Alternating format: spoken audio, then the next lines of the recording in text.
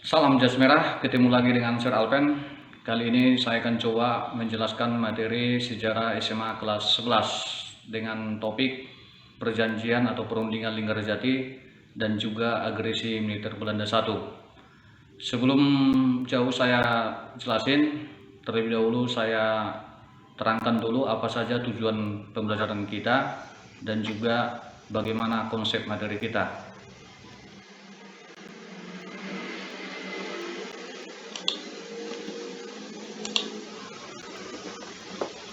Adapun tujuan pembelajaran kita kali ini, di mana kalian akan mampu menganalisis bagaimana upaya bangsa Indonesia mempertahankan kemerdekaannya melalui diplomasi atau perundingan, serta apa saja dampak daripada perundingan itu.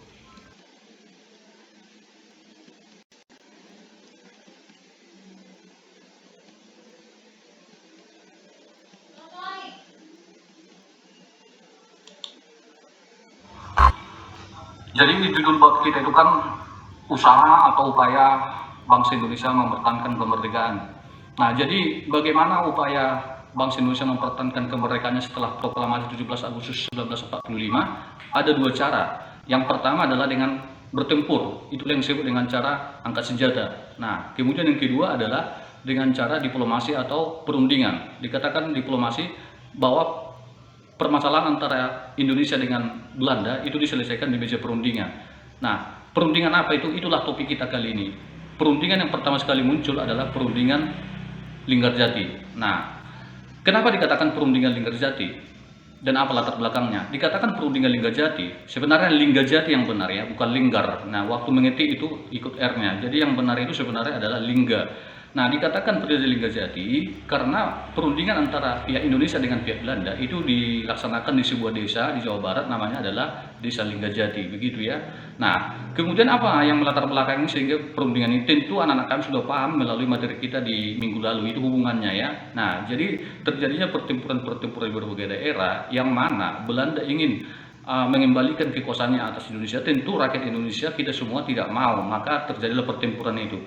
Nah, setelah terjadi pertempuran dahsyat, ternyata Inggris yang membantu Belanda itu malah menjadi penengah. Nah, jadi digagaslah sebuah perundingan, disebut dengan perundingan Linggarjati. Nah, itu konsep yang pertama. Kemudian kita masuk bagaimana proses berlangsungnya perundingan Linggarjati itu. Nah, yang pertama tentu ada delegasinya atau wakil-wakilnya. Kalau dari Indonesia tentu itu diwakili oleh Perdana Menteri kita pada saat itu namanya Sultan Syahrir ya. Nah, kalau dari Belanda itu sendiri delegasinya namanya Schermerhorn ya. Nah, kemudian sebagai penengah dari Inggris itu diwakili oleh Lord Killer ya. Nah, itulah delegasi-delegasi yang ada dalam perundingan Linggarjati. Nah, kemudian bagaimana isi pokok daripada perundingan tersebut? Yang pertama, bahwa Belanda mengakui kedaulatan Republik Indonesia itu secara de facto atas Sumatera, Jawa, Madura. Jadi ada 3 wilayah. Lalu yang lain kemana? Nah, yang lain itu mau dikuasai oleh Belanda. Nah, itu yang pertama. Yang kedua, akan dibentuk yang namanya Belanda Indonesia ya. Nah, atau artinya bahwa kita adalah bagian daripada Belanda begitu. Kemudian yang ketiga, akan dibentuk yang namanya Republik Indonesia Serikat. Artinya kita akan dipecah-pecah menjadi beberapa negara. Itu isi pokok daripada perundingan Linggarjati. Nah, kita kembali ke isi perundingan pertama tadi bahwa Belanda mengakui secara de facto Sumatera, Jawa, Madura. Nah, dilihat dari situ tentu kan itu sangat merugikan bangsa Indonesia ya. Itu sangat merugikan bangsa Indonesia karena wilayah kita itu makin sempit ya nak ya, makin sempit. Nah, tetapi kenapa kemudian Sultan Syahrir itu mau menandatangani? Nah, mungkin yang pertama sekali alasannya adalah karena Sultan Syahrir tidak menginginkan lagi banyak korban dengan cara berperang, karena semua konflik tidak bisa diselesaikan dengan perang, karena perang itu adalah cara yang terakhir. Nah, kemudian alasan yang kedua, kenapa Sultan Syahrir menandatangani itu? Ya tentu Sultan Syahrir berpikir bahwa Sultan Syahrir ingin menunjukkan bahwa bangsa Indonesia itu adalah cinta perdamaian ya.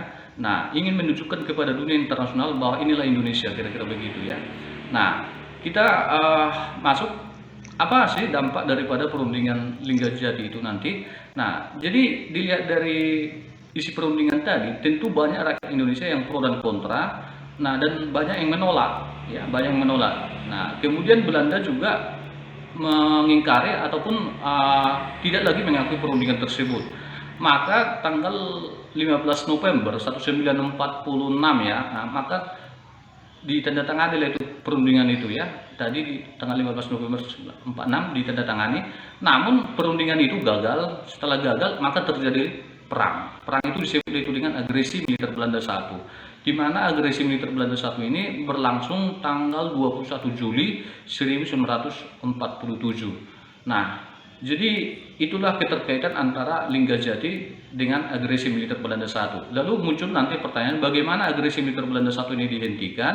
Nah, maka di sini nanti Amerika Serikat sudah turun tangan, digagas lagi lah yang namanya itulah perundingan Renville. Nah, jadi perundingan Renville nanti juga gagal, muncullah agresi militer Belanda kedua. Nah, itulah kronologis sejarahnya. Dengan konsep ini sebenarnya anak-anak kami sudah paham ya. Tetapi nanti perundingan Linggajati dan AMB 2 itu akan kita bahas di video saya berikutnya. Kita hanya fokus di perundingan Linggajati dan agresi militer Belanda 1. Nah, itu saja konsepnya. Untuk lebih jelasnya di sini sudah saya ambil cuplikan-cuplikan dari arsip nasional yang ada di media. Coba nanti kalian perhatikan ya. Mungkin itu saja, langsung saja diperhatikan ya. 25 Maret 1947 terjadi peristiwa penandatanganan hasil perundingan Linggarjati antara Indonesia dengan Belanda. Dalam perundingan di daerah Linggarjati, Jawa Barat, Indonesia diwakili oleh Sultan Syahrir dan Belanda diwakili tim komisi jenderal yang dipimpin oleh Wim Schermerhorn, dan sementara Inggris menjadi mediatornya.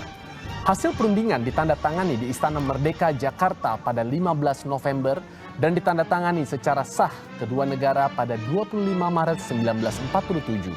Hasil perundingan terdiri dari 17 pasal, antara lain Belanda mengakui secara de facto wilayah Republik Indonesia yang terdiri atas Jawa, Sumatera, dan Madura.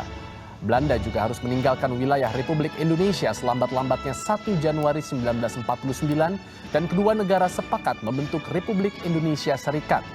Pelaksanaan hasil perundingan ini tidak berjalan mulus. Pada 20 Juli 1947, Gubernur Jenderal H.J. Van Mook akhirnya menyatakan bahwa Belanda tidak terikat lagi dengan perjanjian ini. Akibatnya pada 21 Juli meletuslah agresi militer Belanda yang... Baik, itu saja materi kita mengenai perjanjian Linggarjati dan juga dampaknya yaitu agresi militer Belanda 1. Nanti sampai ketemu lagi di video share berikutnya, kita akan membahas bagaimana menyelesaikan agresi militer Belanda 1. Maka muncullah perundingan Renville atau Renville. Nah, Renville juga nanti gagal, muncullah AMB 2. Nah, jadi di video berikutnya ditunggu ya. Kita akan membahas perundingan Renville dan juga agresi militer Belanda 2. Oke, baik. Sebelumnya saya kasih beberapa tugas ya. Apakah nanti anak kami sudah berhasil atau sudah tuntas memahami materi ini? Nah, yang pertama, coba kalian jawab ini, mengapa rakyat Indonesia kemudian tidak menerima hasil perundingan Linggarjati itu? Yang kedua, apa alasan Sultan Syahrir menandatangani perundingan Linggarjati padahal hasil perundingan tersebut sangatlah merugikan Indonesia? Kenapa ditandatangani begitu ya? Coba berikan alasannya. Yang terakhir, apa tujuan Belanda melancarkan serangannya pada agresi militer Belanda pertama? Nah, sini ada 3 soal, coba dijawab nanti. Apa yang saya sampaikan di materi ini semoga bermanfaat. Tetap semangat, raih prestasi. Demikian dari Sir Alpen. Sampai ketemu di materi berikutnya.